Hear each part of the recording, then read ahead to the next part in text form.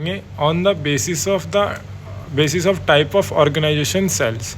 Sales दो type के होते हैं, प्रोकैरियोटिक सेल्स और यूकैरियोटिक सेल्स। मतलब सेल को दो पार्ट्स में डिवाइड कर दिया गया है, ठीक है। प्रोकैरियोटिक सेल्स और यूकैरियोटिक सेल्स, दोनों टाइप के सेल्स को हमें अच्छे से समझना है। तो अभी हम पहले प्रोकैरियोटिक सेल्स की बात करते हैं कि प्रोकैरियोटिक सेल्स कैसे होते हैं, उनके बारे में पढ़ेंगे।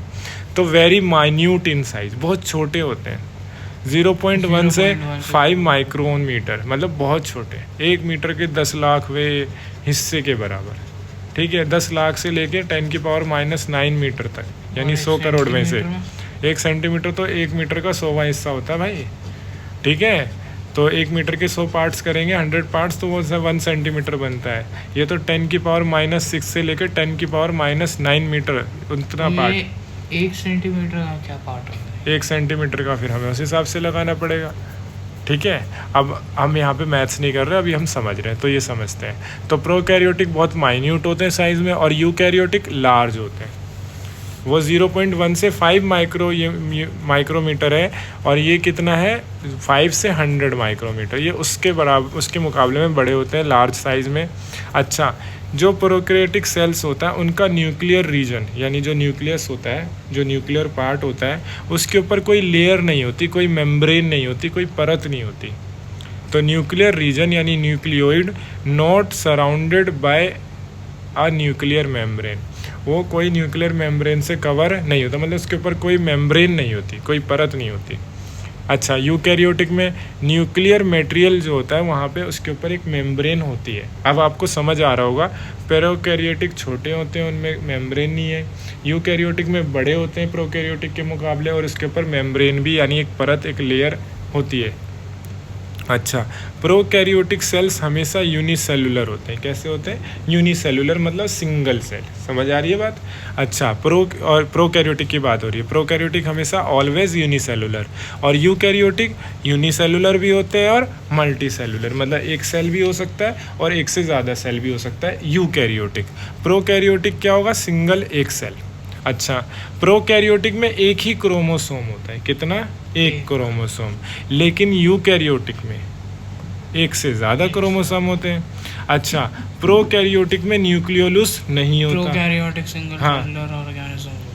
तो बेसिकली प्रोकैरियोटिक में न्यूक्लियोलस नहीं है। अभी न्यूक्लियोलस के बारे में भी डिटेल में पढ़ेंगे हम, ठीक है। तो न्यूक्लियोलस नहीं होता प्रोकैरियोटिक में, और यूकैरियोटिक में न्यूक्लियोलस होता है। सेल डिवीज़न, यानी एक सेल से दो सेल बनना, प्रोकैरियोटिक में कैसे होता है? फिजन और बडिंग। फिजन और बडिंग। फिजन का मतलब ये होता है बच्चे की सेल दो सेल में बट जाता है, और बडिंग का मतलब ये होता है कि एक सेल का छोटा सा उसी के ऊपर बड आता है, छोटा सा उभार आता है। बता रहा हूँ, ध्यान से समझो। एक सेल है, उसके ऊपर छोटा सा उभार आया, वो धीरे धीरे एक सेल बन गया, फिर वो दो में अलग अलग हो गए। और एक फिजन क्या है? बीच में से श्रिंक होगा, आधी चीज़ें इधर चली जाएंगी, आधी चीज़ें इधर चली जाएंगी, तो इसे कहते हैं फिजन। तो सेल का डिवीज़न हो गया, एक सेल से दो सेल बन गए। प्रोकैरियोटिक में कैसे होता है? फिजन और बडिंग। अच्छा, मायोटोसिस और मायोसिस, ये बहुत इंपॉर्टेंट टॉपिक है, पेपर में भी आता है। इसके ऊपर प्रॉपर एक्सप्लेनेशन इस चैप्टर का लास्ट टॉपिक वही है, बताऊंगा आपको। सेल डिवीज़न का मतलब समझ लो बस आप, ये होता है कि सेल एक से दो, दो से चार, ठीक है। अच्छा, प्रोकैरियोटिक में सेल डिवीज़न फिजन और बडिंग से होता है, और यूकैरियोटिक में मायोसिस और माइटोसिस, ठीक है।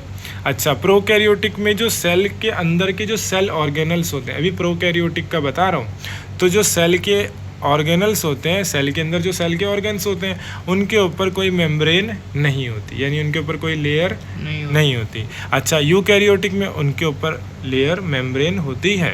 Membrane bound cell organelles are present, किसमें? यूकैरियोटिक में।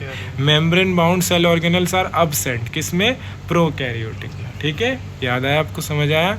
अच्छा, एग्जाम्पल क्या है बच्चे इसका? बैक्टीरिया। बैक्टीरिया एग्जाम्पल है प्रोकैरियोटिक का। और जितने भी प्लांट्स हैं और एनिमल्स हैं, और अमीबा, अमीबा एक यूनिसेलुलर ऑर्गेनिज्म है, बट वो किसका एग्जाम्पल है? यूकैरियोटिक का। और यूकैरियोटिक में मैंने आपको क्या क्या बताया कि वो लार्ज होते हैं, न्यूक्लियर मटेरियल के ऊपर मेम्ब्रेन होती है, और यूकैरियोटिक यूनिसेलुलर भी होता है, मल्टीसेलुलर भी होता है। एक से ज़्यादा क्रोमोसोम होते हैं, न्यूक्लियोलस भी होता है, न्यूक्लियोलस प्रेजेंट होता है। सेल डिवीज़न जो यूकैरियोटिक में होता है वो क्या बताया था, माइटोसिस और मायोसिस, और मेम्ब्रेन बाउंड सेल ऑर्गेनेल्स, यानी सेल के जो ऑर्गन्स हैं उनके ऊपर मेम्ब्रेन भी होती है। किसमें बताया ये सब, यूकैरियोटिक में।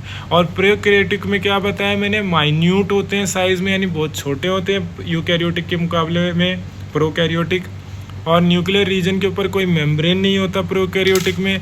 प्रोकैरियोटिक हमेशा यूनिसेलुलर होते हैं। प्रोकैरियोटिक में सिंगल क्रोमोसोम प्रेजेंट होता है। न्यूक्लियोलस जो है वो नहीं होता प्रोकैरियोटिक में। और प्रोकैरियोटिक में जो सेल डिवीज़न है वो फिजन और बडिंग से होता है।